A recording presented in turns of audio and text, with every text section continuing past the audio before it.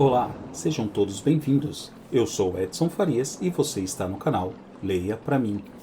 Este é mais um vídeo da série Leia a Bíblia em um ano. Com apenas 2 vídeos por dia, você terá concluído a leitura da Bíblia em um ano. 4 vídeos por dia em 6 meses. Fica ao seu critério. Não esqueça, curta, comenta, compartilha e inscreva-se no canal. Agora, sem mais delongas, vamos à leitura. Atos capítulo 25. Versículos do 1 ao 27. Vamos à leitura. Entrando, pois, Festo na província, subiu dali a 3 dias de Cesareia a Jerusalém. E o sumo sacerdote e os principais dos judeus compareceram perante ele contra Paulo, e lhe rogaram, pedindo como favor contra ele que o fizesse vir a Jerusalém, armando ciladas para o matarem no caminho. Mas Festo respondeu que Paulo estava guardado em Cesareia, e que ele brevemente partiria para lá. Os que, pois, disse, dentre vós, têm poder, 10 são comigo e, se neste homem houver algum crime, acusem-no. E, havendo-se demorado entre eles mais de 10 dias, desceu a Cesareia, e no dia seguinte, assentando-se no tribunal, mandou que trouxessem Paulo. E, chegando ele, rodearam os judeus que haviam descido de Jerusalém, trazendo contra Paulo muitas e graves acusações, que não podiam provar. Mas ele, em sua defesa, disse, eu não pequei em coisa alguma contra a lei dos judeus, nem contra o templo, nem contra César. Todavia Festo, querendo comprazer aos judeus, respondendo a Paulo, disse, queres tu subir a Jerusalém, e ser lá perante mim julgado acerca destas coisas? Mas Paulo disse, estou perante o tribunal de César, onde convém que seja julgado, não fiz agravo algum aos judeus, como tu muito bem sabes. Se fiz algum agravo, ou comete alguma coisa digna de morte, não recuso morrer, mas, se nada há das coisas de que estes me acusam, ninguém me pode entregar a eles, apelo para César. Então Festo, tendo falado com o conselho, respondeu, apelaste para César? Para César irás. E, passados alguns dias, o rei Agripa e Berenice vieram a Cesareia, a saudar Festo. E, como ali ficassem muitos dias, Festo contou ao rei os negócios de Paulo, dizendo, um certo homem foi deixado por Félix aqui preso, por cujo respeito os principais dos sacerdotes e os anciãos dos judeus, estando eu em Jerusalém, compareceram perante mim, pedindo sentença contra ele. Aos quais respondi não ser costume dos romanos entregar algum homem à morte, sem que o acusado tenha presentes os seus acusadores, e possa defender-se da acusação.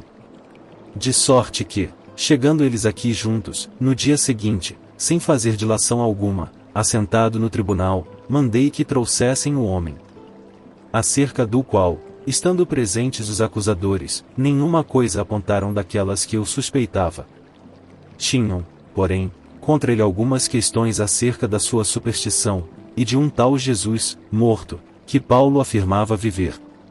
E, estando eu perplexo acerca da inquirição desta causa, disse se queria ir a Jerusalém, e lá ser julgado acerca destas coisas.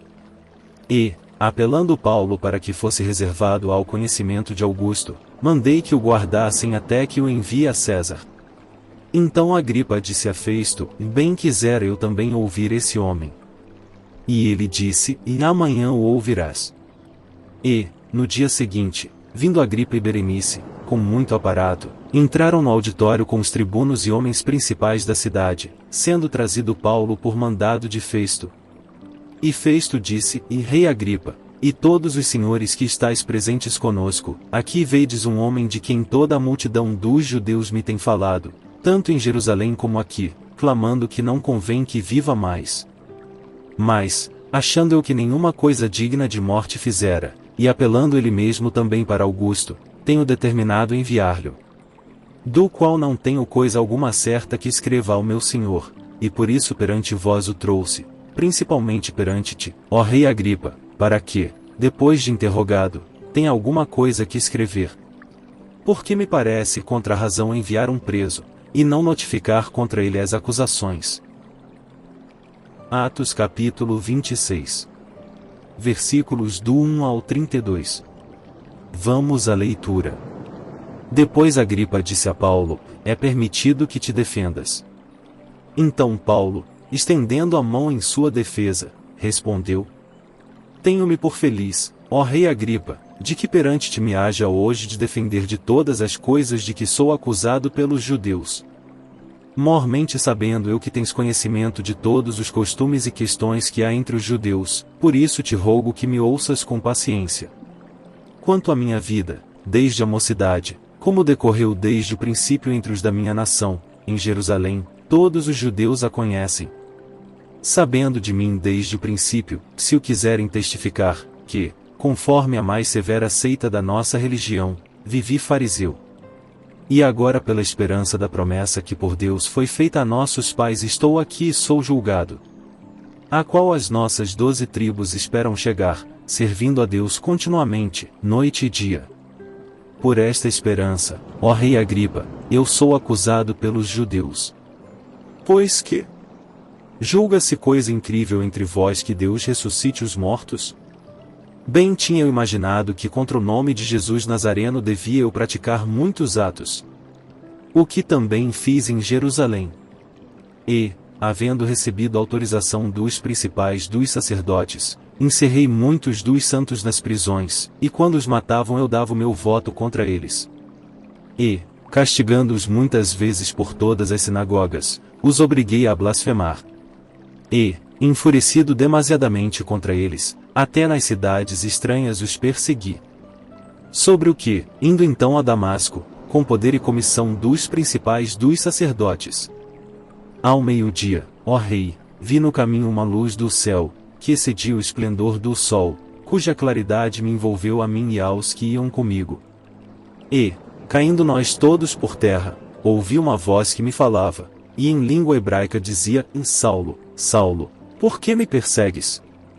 Dura coisa te é recalcitrar contra os aguilhões. E disse eu: quem és, Senhor? E ele respondeu: eu sou Jesus, a quem tu persegues.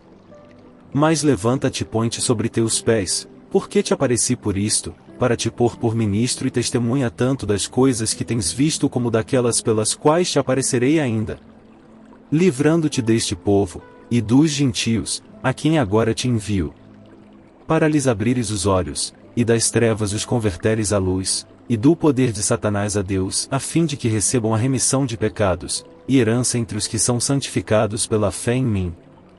Por isso, ó rei Agripa, não fui desobediente à visão celestial. Antes anunciei primeiramente aos que estão em Damasco e em Jerusalém, e por toda a terra da Judéia, e aos gentios, que se emendassem e se convertessem a Deus, fazendo obras dignas de arrependimento. Por causa disto os judeus lançaram mão de mim no templo, e procuraram matar-me. Mas, alcançando o socorro de Deus, ainda até ao dia de hoje permaneço dando testemunho tanto a pequenos como a grandes, não dizendo nada mais do que o que os profetas e Moisés disseram que devia acontecer. Isto é, que o Cristo devia padecer, e sendo o primeiro da ressurreição dentre os mortos, devia anunciar a luz a este povo e aos gentios. E, dizendo ele isto em sua defesa, disse Festo em alta voz: estás louco, Paulo, as muitas letras te fazem delirar. Mas ele disse: não deliro, ó potentíssimo Festo, antes digo palavras de verdade e de um são juízo. Porque o rei, diante de quem também falo com ousadia, sabe estas coisas, pois não creio que nada disto lhe é oculto, porque isto não se fez em qualquer canto. Crês tu nos profetas, ó rei Agripa? Bem sei que crês. E disse Agripa a Paulo: por pouco me queres persuadir a que me faça cristão. E disse Paulo: provera a Deus que, ou por pouco ou por muito, não somente tu, mas também todos quantos hoje me estão ouvindo, se tornassem tais qual eu sou, exceto estas cadeias. E, dizendo ele isto, levantou-se o rei, o presidente, e Berenice, e os que com eles estavam assentados. E, apartando-se dali falavam uns com os outros, dizendo: este homem nada fez digno de morte ou de prisões. E Agripa disse a Festo: bem podia soltar-se este homem, se não houvera apelado para César.